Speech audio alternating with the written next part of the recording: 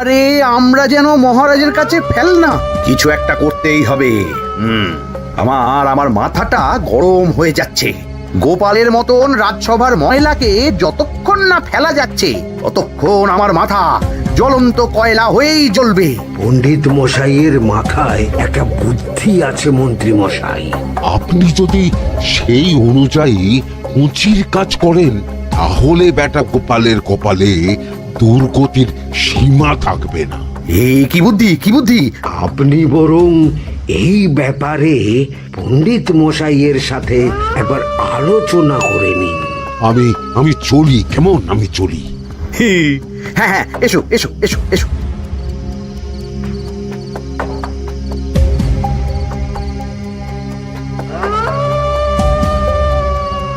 আরে ওই তো আমার বাঁ হাত ঘটা আসছে, বেটাকে দিয়ে একটা কাজ করাতে হবে। এ কি মন্ত্রী মশাই, আপনি এখানে দাঁড়িয়ে কি করছেন? এই একটা গুরুত্বপূর্ণ ব্যাপারে কথা বলছিলাম। একটা কাজ করতে পারবি? কি কাজ করতে হবে বলুন মন্ত্রী মশাই। আমাকে একটু ঠান্ডা জল, পাতিলেবু আর পুদিনার পাতা দিয়ে শরবত বানিয়ে খাওয়াতে পারবি? সেসব আমার ঘরে ব্যবস্থা করাই আছে। চলুন চলুন, আমার সাথে চলুন। হ্যাঁ, চল চল চল চল চল।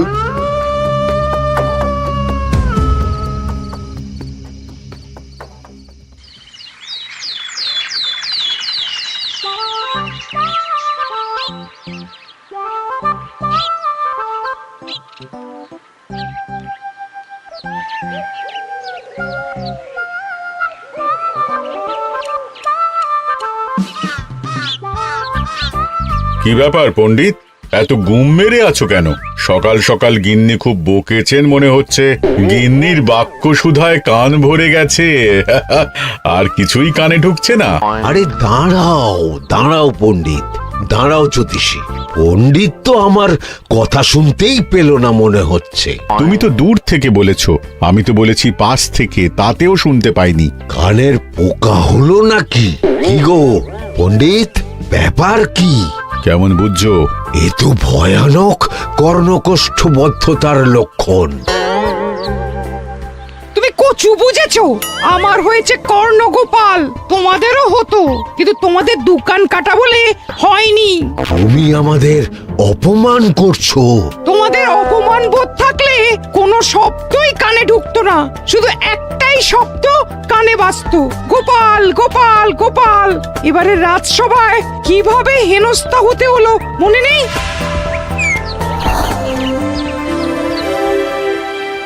মহারাজ, একটা ভিক্ষা আছে। ভিক্ষার জন্য কৃষ্ণনগরের রাস্তাই সবচেয়ে উপযুক্ত জায়গা গোপাল, তুমি বরং সেখানেই যাও। মন্ত্রী, মন্ত্রী মশাই ঠিকই বলেছেন মহারাজ। যে যার নিজের জায়গা থেকে কথা বলে। কুকুর বলে ভৌ ভৌ, বেড়াল বলে মিউ মিউ, কাক বলে কা কা। মন্ত্রীর ভিক্ষার জায়গা কৃষ্ণনগরের রাস্তা, আর গোপালের ভিক্ষার জায়গা মহারাজ কৃষ্ণচন্দ্রের দুয়ার। বলো কি ভিক্ষা? বাড়িতে পুজো আছে মহারাজ, খরচা অনেক, কিছু ঋণ আবশ্যক। যদি 100 মোহর। ঋণ তোমাকে আমি দিতে পারবো না গোপাল। পুজো উপলক্ষে তোমাকে আমি 100 মোহর দিলাম। মহারাজ, আমিও ঠিক এই কথাটাই বলতে যাচ্ছিলাম। আমরাও তাহলে বাড়িতে পুজো করব। পুজোর জন্য আমাদের অনেক খরচ, তাই যদি। অবশ্যই অবশ্যই, কত ঋণের প্রয়োজন খাজাঞ্চির কাছ থেকে নিয়ে নিও, সুদটা আমি মাফ করে দিলাম। মহারাজ, গোপালকে দান আর আমাদের ঋণ? হ্যাঁ, কারণ তোমরা নিজেরা খাবে, কিন্তু গোপাল অন্যদের খাওয়াবে। গোপালের মতো মানুষের সঙ্গে থাকাই হলো রাজধর্ম। কিন্তু তাছাড়াও তোমরা হলে 80 যাই বেতন পাই দলের লোক। গত 1 বছরে তোমার কোন মন্ত্রণা দেশের কাজে এসেছে? পণ্ডিত কোনো নতুন তত্ত্ব শুনিয়েছে? জ্যোতিষী কোনো অমোঘ ভবিষ্যৎবাণী করেছে? আর বৈদ্য 3 বছর ধরে আমার হাঁটুর ব্যথা সারাতে পারেনি। কিন্তু গোপাল, গোপালের ভাঁড়ে হাস্যরসের কখনো অভাব হয়নি। মনে আছে? আছে। কিন্তু করার তো কিছু নেই। আছে। কিছু ভেবেছো নাকি পণ্ডিত? তোমাদের মনে আছে মহারাজ মোহর দেওয়ার পর গোপাল সেদিন বলেছিল, কি গোপাল, খুশি তো? মহারাজ, আপনি আমাকে এক মুঠো ধুলো দিলেও আমি খুশি। সেই ধুলো মুঠোই আমি সোনা মুঠো করে ফেলবো। মনে নেই আবার? একটু ঝেড়ে কাশো তো দেখি পণ্ডিত, কি ভেবেছো? যা হবে দেখতেই পাবে।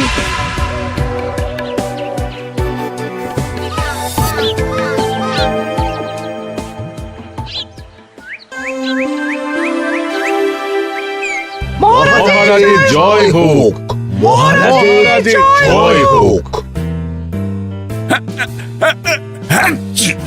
ওরে বাবা, এই যে সকাল সকাল চান করে ঠান্ডা লেগে গেল মনে হচ্ছে। মহারাজ, ওই কবি গান উপলক্ষে গত মাসটা আমি কৃষ্ণনগরের কোণে কোণে ঘুরে বেরিয়েছি। প্রজাদের মধ্যে একটা অসন্তোষ আমি লক্ষ্য করেছি মহারাজ। অসন্তোষ? আমি তো জানতাম আমার শাসনে প্রজারা সুখে আছে।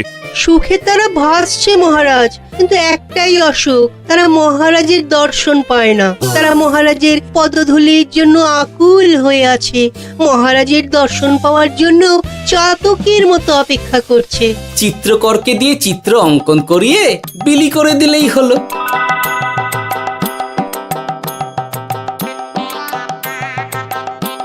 খুব ধুলো হয়েছে মহারাজ, কিন্তু এত ধুলো। কালকের ঝড়ে ঢুকেছে। ঝাড়ুদার,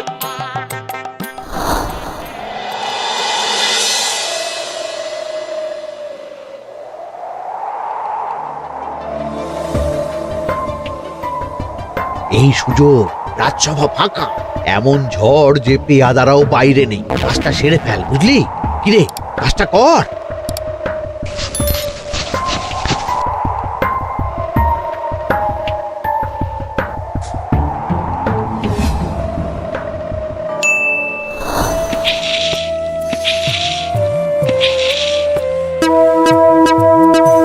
এত ধুলো! উফ, মহারাজ, কাল ঝড়টা বড় সাংঘাতিক হয়েছিল। তা বটে। আচ্ছা গোপাল, তুমি বলেছিলে মহারাজ তোমাকে এক মুঠো ধুলো দিলেও সেটা সোনা হয়ে যাবে। এখনো সেই কথাই বলছি। মন থেকে বলেছিলে না মহারাজকে তেল দেবার জন্য? তেল দেওয়ার দায়িত্বটা তো আপনি নিজের কাঁধেই নিয়ে ফেলেছেন। আমি যা বলি সত্যি বলি। আজ যদি এই 4 ঝুড়ি ধুলো মহারাজ তোমাকে উপহার দেন, তখনও একই কথা বলবে? নিশ্চয়ই। মহারাজ, গোপালকে এই 4 ঝুড়ি ধুলো দেওয়ার হুকুম হোক। কি গোপাল, আমি তোমাকে যদি এই ধুলোর ঝুড়িগুলো দিই, তা থেকে সোনা আসবে নাকি? আসবে মহারাজ, মোহরের বস্তা আসবে। যদি না আসে, আপনি বলুন। তোমাকে কৃষ্ণনগর ছেড়ে চলে যেতে হবে। রাজি? আর যদি আমি পারি, তাহলে আপনাকে এই মন্ত্রীর চাকরি ছেড়ে দিতে হবে। কি রাজি? কি মন্ত্রী, রাজি? রাজি। গোপাল? রাজি মহারাজ। আচ্ছা, আর কেউ মন্ত্রীর পক্ষে বাজি ধরেছেন নাকি? হ্যাঁ, আমি আমি আমি আমি ও গোপাল এবার যে মরণ কুয়োতে ঝাঁপিয়েছে, সেখান থেকে আর উঠে আসতে পারবে না। ধুলো থেকে মোহরের বস্তা আসবে, এ হচ্ছে ওই গোপালের উন্মাদ রোগের শুরু। দেমাক দেমাক, মহারাজের পিঠ চাপড়ানি পেয়ে পেয়ে গোপাল ভেবেছে যে ও সব কিছু করতে পারে। এবার শুধু সেই দিনটার অপেক্ষা, যেদিন গোপালকে উল্টো গাধায় চড়িয়ে কৃষ্ণনগর থেকে বার করে দেব। এতটা নিশ্চিন্ত হবেন না মন্ত্রীমশাই। গোপাল কিন্তু হালকা কথা ছুঁড়ে দেওয়ার লোক নয়। কি বলতে চাইছো পণ্ডিত? ওই 4 ঝুড়ি ধুলো থেকে মোহরের বস্তা আসবে? না, তা বলছি না। অন্য জায়গা থেকেও তো মোহরের বস্তা আসতে পারে। তার সঙ্গে ধুলো মিলিয়ে দিলেই কেল্লা ফতে।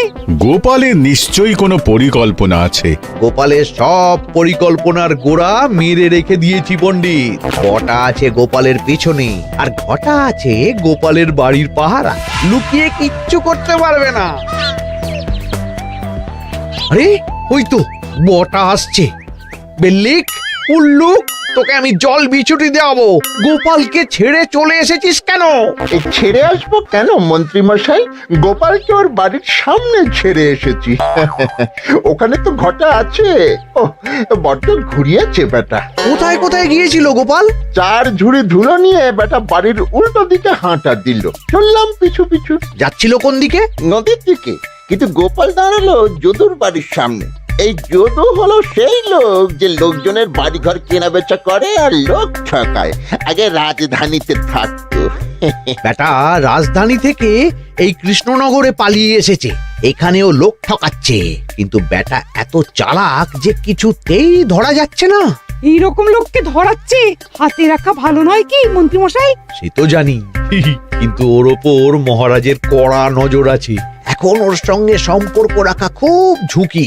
যাই হোক, তারপর হ্যাঁ, তারপর যদু, যদু রে, গোপাল খুড়ো, আরে তুমি এখানে কি করছো?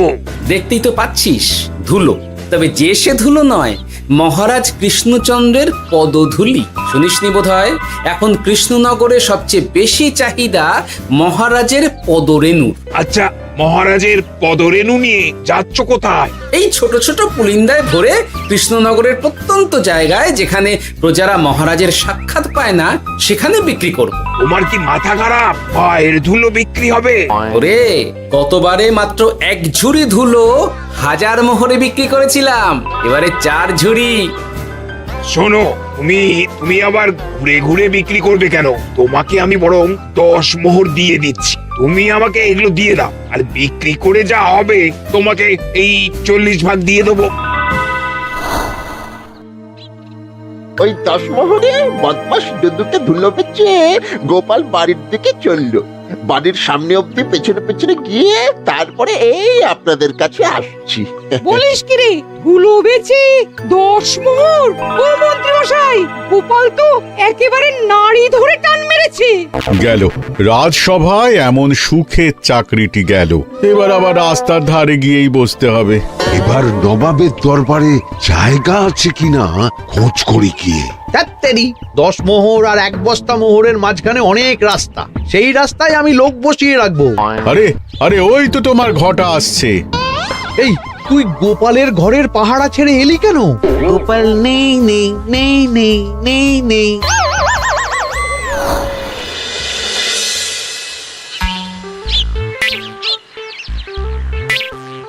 আরে, ভয় পেলি নাকি? না না না না না, ভয় পাবো কেন? শোন, তোকে পেয়ে আমার খুব ভালো হলো বুঝলি।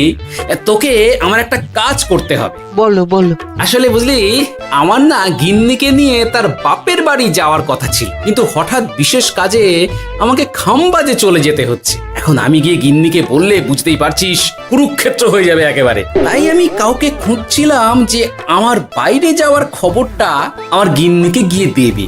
তুই পারবি বাবা ঘটা? ওরে বাবা, আরে আরে আরে, ভয় পাস না, তোকে গিয়ে মুখে কিছু বলতে হবে না। এই নে, এই চিঠিটা আমার বউকে দিবি।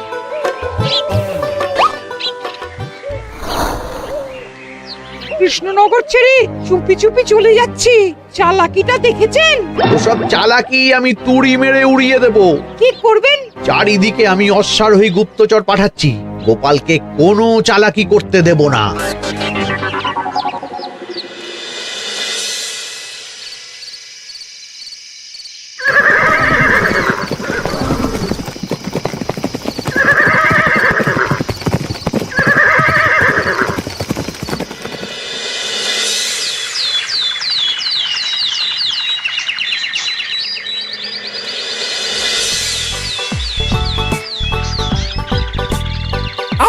বং পিং পং।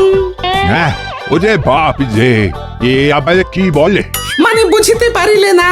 অং বং পিং পং অর্থাৎ আইসো আমার নিকট বিদেশি জাদু শরবত আছে, ইহাতে তৃষ্ণা নিবারিত হয়, শক্তি বৃদ্ধি হয়, ঘুম ভালো হয়, সম্পর্কের উন্নতি হয়, জামা কাপড় ফর্সা হয়, তু শব্দ না করে সকাল সকাল কষ্ট পরিষ্কার হয়, মূল্য মাত্র 1 মোহর। বোঝো, ওইটুকু অং বঙ্গের মধ্যে এত কিছু? ঠিক আছে, তা দাও দেখি, আপাতত টেস্টটা তো মিটু, বাকিগুলো পরে বোঝা যাবে।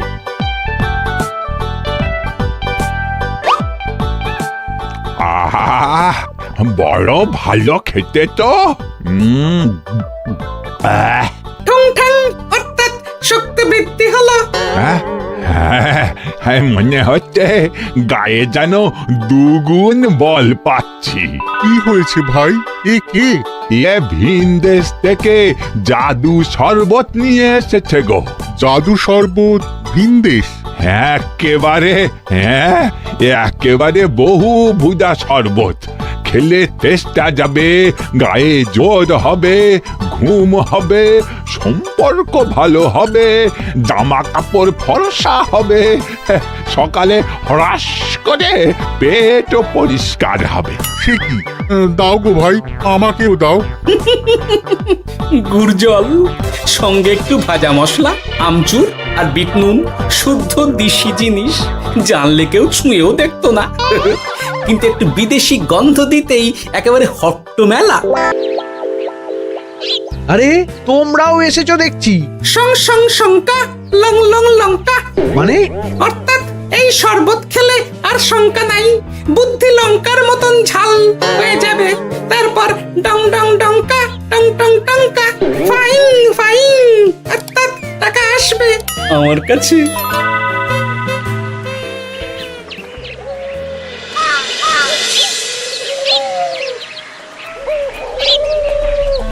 ঝপ ঝপ ঝপাং, ভত ভত ফতাং।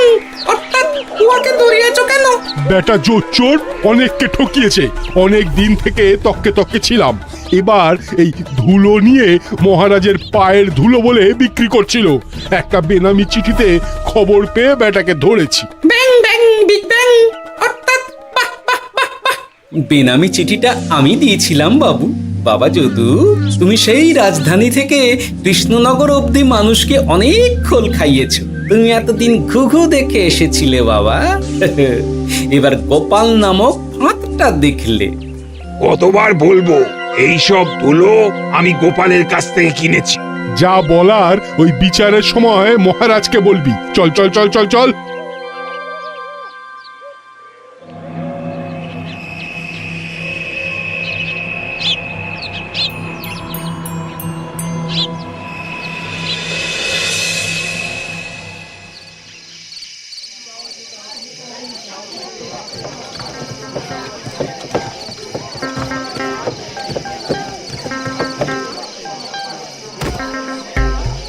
ঝন্টু মন্টু ননাংফু।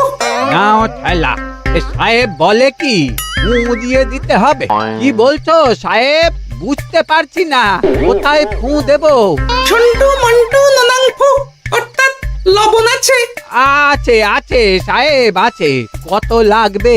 ভান্ড ভরি আন্ডাকারি। অর্থাৎ যা আছে সব।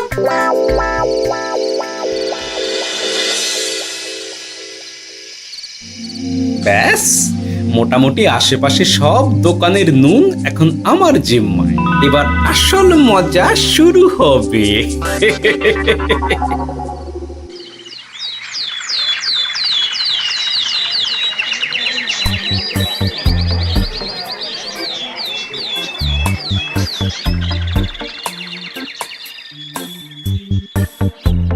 নুন আছে? না হুজুর, গোটা কৃষ্ণনগরেই নুন নেই।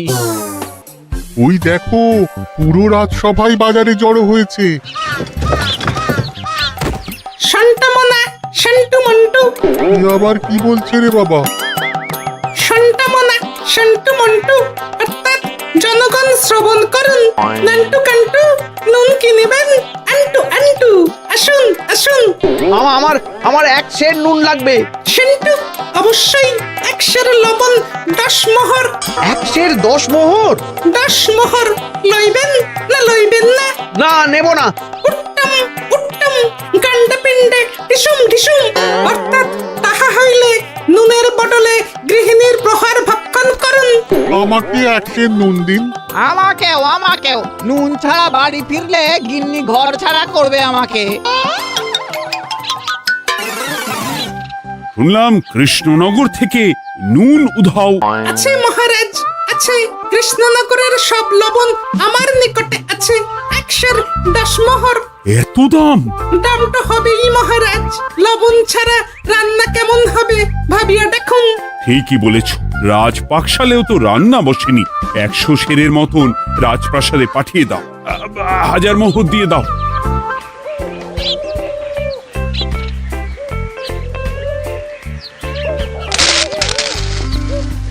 ব্যাস, 1 বস্তা মোহর হয়ে গেছে।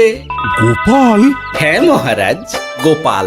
যে 4 ঝুড়ি ধুলো থেকে 1 বস্তা মোহর রোজগার করেছে। ইয়া বাত! চলো রাজসভায়, পুরো গল্পটা শুনতে হবে। সকলেই এসো তাহলে রাজসভায়। কিন্তু মহারাজ, যারা বাজি হারলো তাদের তো চাকরি গেছে, তো তারা রাজসভায় যাবে কি করে? ঠিক ঠিক ঠিক বলেছ। আর যারা বাজি হারলো তারা বাদ, বাকিরা চল। এই সেরেছে, গোপাল তো আবার বাজি মেরে দিল। ও মহারাজ, আমাদের দেখুন। ও মহারাজ, আমাদের দেখুন। ও মহারাজ।